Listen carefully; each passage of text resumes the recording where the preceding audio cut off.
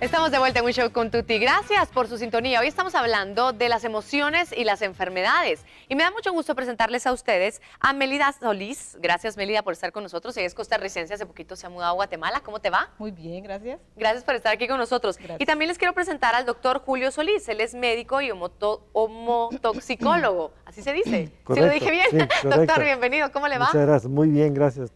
Muy contento de estar aquí en tu programa. Muchísimas gracias, doctor. La gente hasta hace unos cuantos años, una década, dos tal vez, consideraría yo, empezó a abrirse un poquito más a la medicina llamada medicina natural, a la homeopatía, a la medicina alternativa, así se le ha bautizado, ¿no?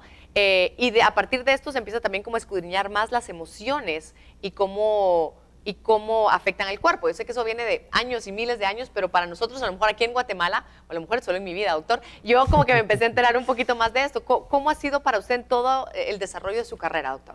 Definitivamente es algo crucial y fundamental. O sea, el ser humano es cuerpo, mente, alma, no podemos dividirlo, ¿no? Y hay un paralelismo que se mantiene fluyendo en esas tres esferas. Y en el momento en que ese paralelismo empieza a ser afectado, y más allá cuando este es interrumpido, sobreviene la muerte, ¿verdad? Entonces, ese paralelismo puede ser afectado por diferentes situaciones. Las emociones es obvio que están interactuando continuamente con nosotros, porque estamos interactuando en un medio en donde estamos recibiendo estímulos, frecuencias, porque todo lo que estamos viendo y escuchando no son más que frecuencias. Y esas frecuencias quedan grabadas en el subconsciente, formando diferentes archivos, y cuando nos ponemos ante una frecuencia que revive aquello que vivimos antes, que tal vez nos produjo una depresión, un miedo, una angustia, entonces empieza a uno a revivir aquello y a sentir en nuestro cuerpo físico algo. Tal vez no identificamos que fue algo del pasado, ¿no? Y así es como progresivamente la sumatoria de todas estas cosas forman una enfermedad.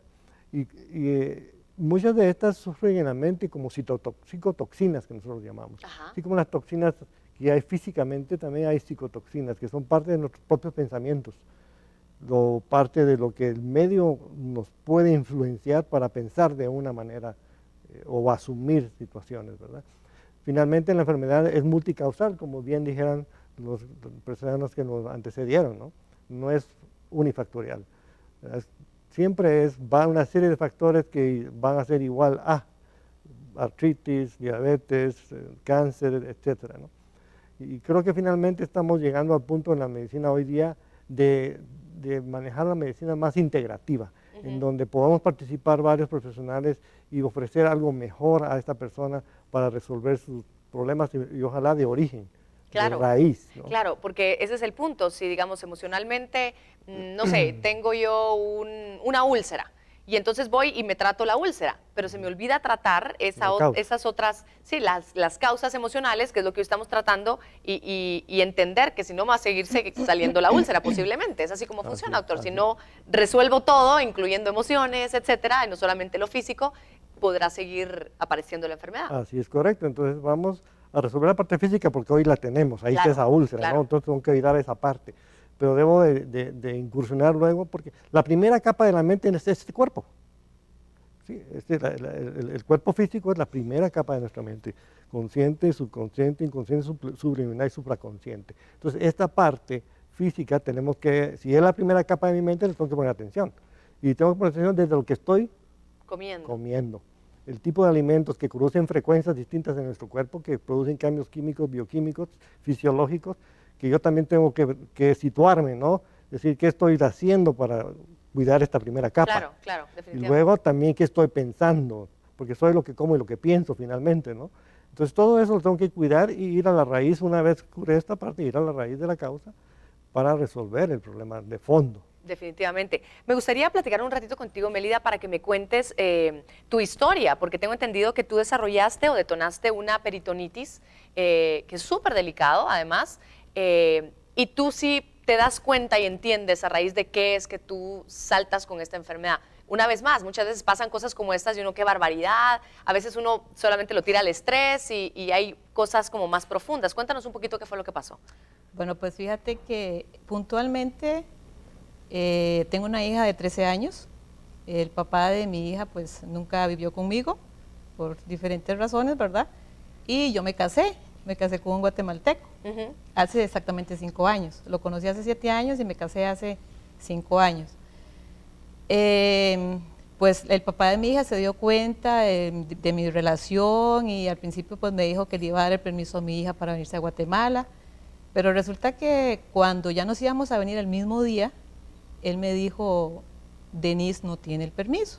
Entonces imagínate, el mismo día, o sea, imagínate la bomba que se me desató a mí. Bueno, ahí empezó el problema, todo emocional, ¿verdad? Y más o menos a los 3 años y medio de vivir en ese problema, ¿verdad? Donde mi esposo aquí en Guatemala y yo allá, donde solo por teléfono, venía yo cuando podía, solo en Navidad, él iba allá cuando podía también. Entonces, y aquel deseo de tú estar con tu familia, de darle el amor de familia, de hogar a tu hija, y tu mala relación con el papá de tu hija, pues sencillamente mi rencor, mi cólera y mi resistencia a aceptar, ¿verdad?, la situación que en realidad si uno tiene confianza y fe en Dios, en algún momento se va a dar. Pero pues humanamente uno, a veces las crisis que detonan así como en bombas son las que te dicen, bueno, entendé. Claro. Entonces se me desató la peritonitis, estuve una semana 3 veces donde el hospital y no me declaraban eso, me decían que eran problemas digestivos, que eran amebas, y yo pues sencillamente en una situación bastante dura. En esa semana comencé a reflexionar mucho, inclusive comencé a escribirle una carta al papá de mi hija, pero ahí como los 5 renglones terminé diciéndole, luego te escribo más porque ahorita no aguanto el dolor. Me acuerdo muy bien del momento, ¿verdad? Estaba yo en cama, mi hija me cocinaba y yo lo que mordía eran 3 pedacitos de zanahoria y bueno, todo una situación bastante complicada. En el tercer momento que fui al hospital, pues yo le pedí al doctor que me mandara a operar. O sea, no operar, sino que estaba como en un centro de pueblo. Entonces les pedí que me mandaran al hospital principal, allá en Costa Rica. Y uno siempre deseando quitarse ese dolor, ¿verdad? Pero cuando te dicen, tenemos que operarte ya, o sea, yo le dije a mi esposo, entré en shock, mi esposo estaba aquí en Guatemala, ¿verdad? Y me dice, y le digo, yo es que tengo que pensarlo, y me dice la doctora, pero ¿qué vas a pensar? Si es que tenemos que operarte ya. Claro. Y entonces le digo, yo es que mi esposo no está aquí, está en Guatemala y por lo menos tengo que informarle. Entonces ya logré llamarlo y me dice mi esposo, si la doctora te está diciendo que tienen que operarte. Claro. Bueno, pues todo ese proceso lo viví sola esa semana y el proceso de internamiento y de operación. Cuando ya terminó la operación, a mí me operaron a medianoche, a las 6 de la mañana me desperté, yo no sabía que eran las 6 de la mañana, y le llamé a la enfermera y entonces en mi inconsciente le dije, no me operaron, ¿verdad? Porque la verdad que no sentía ningún dolor, todavía estaba anestesiada. Y me dice, sí, mamita, ya te operamos. En eso estaba la doctora a la par, la que me operó, excelente doctora. Y cuando ya me llevaban a la sala de recuperación, pues ella me dice, Mélida, usted es un milagro de Dios. Y claro, en eso ya se me vino todo, ¿verdad?, encima, y yo pues simplemente me desaté a llorar de la experiencia tan traumática, ¿verdad? Pero lógicamente el aprendizaje ahí es, yo no tuve que estudiar para darme cuenta que las emociones te afectan, o sea, definitivamente es así. Y después de lo más hermoso de un proceso de esos es tu capacidad de perdonar, de aceptar, de vivir. ¿Entendiste que eso lo desataste tú con, bueno, obviamente la situación, pero tú con tus emociones, tu rencor, tu odio, lo que te pudo haber generado toda esa situación tan tensa, ¿no? Claro, porque imagínate casarte tú 3 años y medio en esa situación. Claro. Y es tan hermoso cuando tú cambias, cuando tú tienes esos procesos de experiencia, tanto espiritual como emocional, ¿verdad? Que al 1 año y medio, pues ya estoy aquí. O sea, solito el papá de mi hija me llamó, hablamos, conversamos, me dio la palabra, pues ya en esa ocasión tenía menos duda, ya confié más en él interiormente. Claro. Y se dio. Qué bueno, me da mucho gusto. ¿Y estás bien de salud? Excelente. Qué bueno, maravilloso. Mira, Tuti, nada más para agregarte, Creo que no es solamente eso, sino también la alimentación, como dice el doctor, Sí. ¿verdad? Yo soy totalmente vegetariana, Ujú. hago yoga, medito, y la meditación fue fundamental en este proceso. O sea, para mí es la base de mi recuperación. Qué genial, qué bonito. Muchas Sí. gracias por contarnos un poquito tu experiencia. Qué bueno que estás bien. Doctor, Gracias. gracias también por estar hoy con nosotros y compartir parte de su conocimiento. Hoy estamos hablando de las emociones y las enfermedades. Más adelante vamos a hablar también ya un poquito más específico porque han salido muchísimos expertos hablando específicamente de qué enfermedad tiene relación con qué sentimiento también. Y eso es muy interesante abordarlo y lo haremos después de la pausa comercial.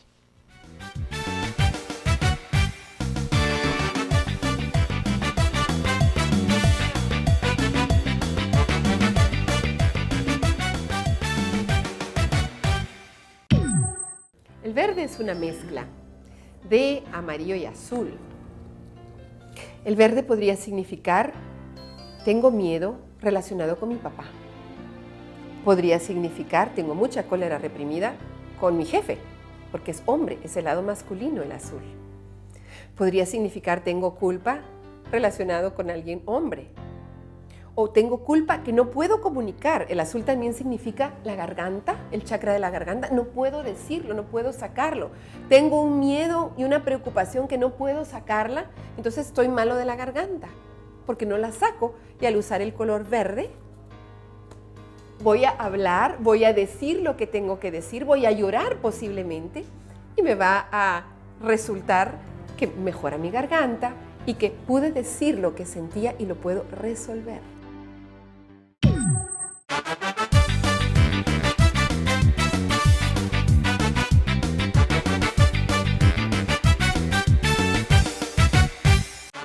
Al volver,